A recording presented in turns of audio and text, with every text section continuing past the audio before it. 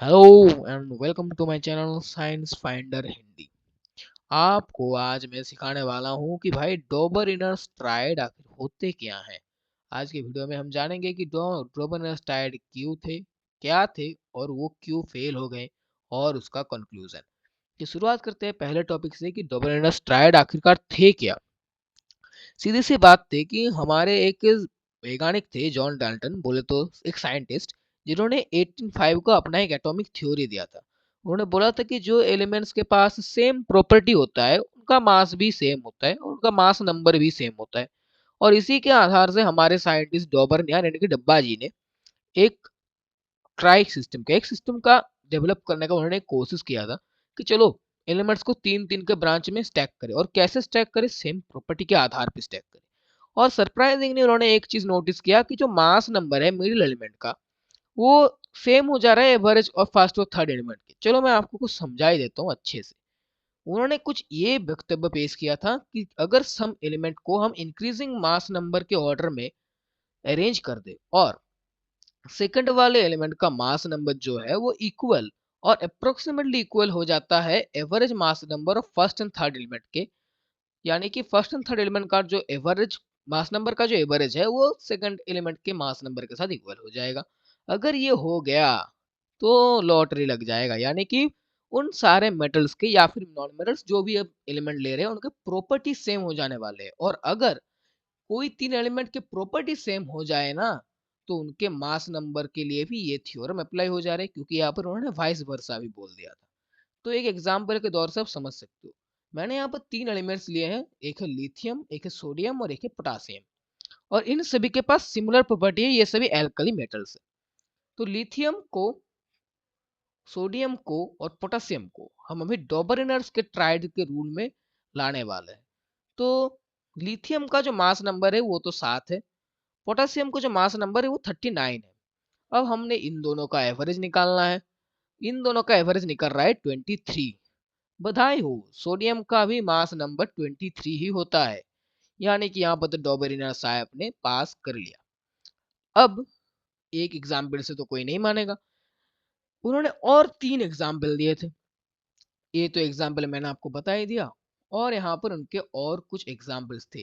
जैसे कि ये था एल्कलाइन अर्थ मेटल का, कैल्शियम लिया था, स्ट्रोंसियम लिया था और बेरियम लिया था, जिनका उन्होंने एरिथमेटिक मीन निकाला था बेरियम और कैल्शियम के मास नंबर का 88.5, जो कि लगभग लगभग तो इक्वल था स्ट्रोंसियम के मास के साथ।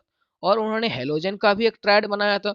उन्होंने क्लोरीन और आयोडीन लिया था और उसके बीच में मिडिल मैन ब्रोमीन लिया था। कोर क्लोरीन और आयोडीन का मास नंबर का एवरेज तो 81.25 निकला है, जो कि इसके साथ लगभग इक्वल है। तो यहाँ पर भी अपना डोमिनेंस टाइट तो एकदम से फॉलो हो ही जाता है। अब दिखाते हैं कि भाई वो फेल क्यों हुए, जब उनके सारे लॉ एकदम सही से काम कर रहे थे तो उन्होंने फेल क्यों होना पड़ा उनको। देखो एक एग्जाम्पल से समझता हूँ। मैंने तीन एलिमेंट्स यहाँ पर लिए, एक बोरोन, कार्बन, नाइट्रोजन। और इन तीनों का पहले तो मैं मास नंबर दे देता हूँ। देखो अपना जो बोरोन है उसका मास नंबर है 10.81, जो अपना नाइट्रोजन है उसका मास नंबर है 14। अब इन दोनों का मैं अगर एवरेज निकालो, निकाल लिया मैंने इसका एवरेज। इसका एवरेज जो है वो इक्वल हो रहा है 12.4 के साथ। अब देखो इसका जो एवरेज है यानी कि ये 12.4, ये एवरेज सीधा सीधा बात करूं तो ये कार्बन के मास नंबर 12 के साथ बहुत हद तक, काफी हद तक इक्वल हो जाता है। और इसीलिए तो यहाँ पर तो आपको लग रहा होगा कि हाँ भाई ये तो थ्योरी प्रूव है, इसका मतलब ये तीन सेम कैटेगरी के होंगे, क्योंकि डॉबरनेस के अब्बा डब्बा चब्बा ट्रायड में तो हमने यही पढ़ा था, जैसे कि यहाँ पर आपको दिख रहा है। तो ये बात तो अभी आपको सही लग रही होगी, लेकिन बात करें कि ये गलत है, और ये बिल्कुल गलत है। क्योंकि यहाँ पर आपको पता लगेगा कि ये तो डिफरेंट प्रॉपर्टीज के हैं ना। बोरोन अलग है, कार्बन अलग है और नाइट्रोजन अलग है। ये तीन अलग अलग कैटेगरीज के अंदर आ जाते हैं। बोरोन की बात करें तो ये तो मेटलॉइड्स है, लेकिन बाकी के दो तो मेटल है। चलो इसका मतलब डोमिनियर का थ्योरी तो भी हाफ फेल हुआ है, कि ये फर्स्ट पार्ट तो फेल हो चुका है। कौन सा पार्ट जी? ये वाला पार्ट, ये वाला जो फास्ट वाला पार्ट है ये पार्ट तो अभी फेल है। लेकिन ये वाला पार्ट, ये वाइस वर्सा वाला पार्ट को भी एक बार चेक कर लेते हैं। चलो अपने पास इसके लिए भी एक एग्जाम्पल है। ये तो हमने डिस्कस कर ही लिया। और अपने पास इसके लिए भी जो एग्जाम्पल है आपको चलो वाकई में दिखा देता हूँ। ये लो, मैंने इस बार भी 3 एलिमेंट्स लिए हैं, एक नाइट्रोजन और फास्फोरस और आर्सेनिक। और याद रखना ये तीन जो है ना, ये तीनों सेम प्रॉपर्टी है इनका। इनका प्रॉपर्टी जो है ये सेम है, ये बात याद रखना। अभी शुरुआत करते हैं इनके प्रॉपर्टी, इनके मास नंबर से। तो देखो नाइट्रोजन का मास नंबर अपना 14 आता है, और जो अपना आर्सेनिक का मास नंबर है वो 74.9 आता है। इनका अगर मैं एवरेज निकालूं तो लगभग एवरेज जो आता है वो है 44.45। और सरप्राइजिंगली फास्फोरस का अपना जो मास नंबर है वो तो सिर्फ 31 है। यानी कि ये तो इक्वल नहीं हो रहा। हालांकि ये तो सभी सेम प्रॉपर्टी के होते हैं, ये सभी निकटोजेंस के अंदर आ जाते हैं। तो इधर भी हमारे डोबरनियर साहब हो चुके हैं फेल।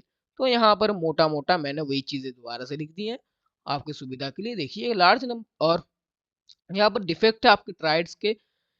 पहला डिफेक्ट तो ये बोल रहा है कि लार्ज नंबर के एलिमेंट्स को तो उन्होंने क्लासीफाई ही नहीं किया, जैसे कि iron, manganese, nickel, cobalt, zinc, copper.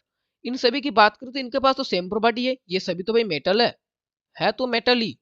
लेकिन इनको तो उन्होंने क्लासीफाई नहीं कर पाए। अब देखो, इनके साथ उन्होंने बहुत कम संख्यक ट्रायड ही बनाए थे, जैसे कि ये 3 ट्राइड इन्होंने सक्सेसफुली बनाए थे। और ये तो कोई डिसिमिलर एलिमेंट्स में भी हम ग्रुपिंग कर सकते हैं, जैसे कि मैंने यहाँ पर आपको एग्जांपल तो दिखाई दिया है कि ये देखो डिसिमिलर ग्रुप के भी यहाँ पर ग्रुपिंग हो जा रहा है, ये तो डोमिनेंस को फॉलो कर रहा है, तो ये तो बंदा फ्लॉप निकला। और और ये तो अपने बारे में, मतलब उनके दौर में जब वो थे तब जो जो एलिमेंट्स थे उनको भी तो इसने सही से नहीं कर पाए थे। तो इसीलिए इनका जो क्लासिफिकेशन था वो वेरी अनसक्सेसफुल था। अब आते हैं कंक्लूजन के बारे में। इन्होंने गुड ट्राई किया था कि एक नया समथिंग करने के लिए, क्योंकि पर किंतु अंतु किंतु परंतु ये तो ये नहीं कर पाए, क्योंकि इनका वे गलत था। ऐसा कभी नहीं होता है कि अगर कोई प्रॉपर्टी सेम हो गया तो मेटल के मास नंबर भी एवरेज के हिसाब से चलेंगे। ये तो बस उन्होंने, देखो मैं आपको सही सी चीज बताता हूँ, ये जो चीज लिखा हुआ है ना ये पूरा गलत है। उन्होंने तो पहले कुछ एलिमेंट्स ले लिए थे सेम प्रॉपर्टी के, और फिर तुक्के से लग चुका था कि यार यार इनको तो मास नंबर ये रूल फॉलो कर रहे हैं, लेकिन ये गलत है। तो बस यही था अपना डॉबन एस्ट्राइड। अगर वीडियो अच्छी लगी हो तो आपको जैसे वीडियो को कुछ नहीं करना, एक बार लाइक करना है, एक बार शेयर करना है और सब्सक्राइब करना है। मिलते हैं अगली आपके साथ अगली वीडियो में, लेकिन उससे पहले रुकिए, आपके लिए एक सवाल है। इस सवाल का जवाब दीजिए जरा। हमारे डोबरनियर साहब के बाद कौन से साइंटिस्ट आए थे अपने हाइपोथेसिस लेके, अपने थ्योरी लेके? इस क्वेश्चन का जवाब आप मुझे चैट बॉक्स में कर सकते हो। तब के लिए सत श्री अकाल, नमस्कार, बाय बाय।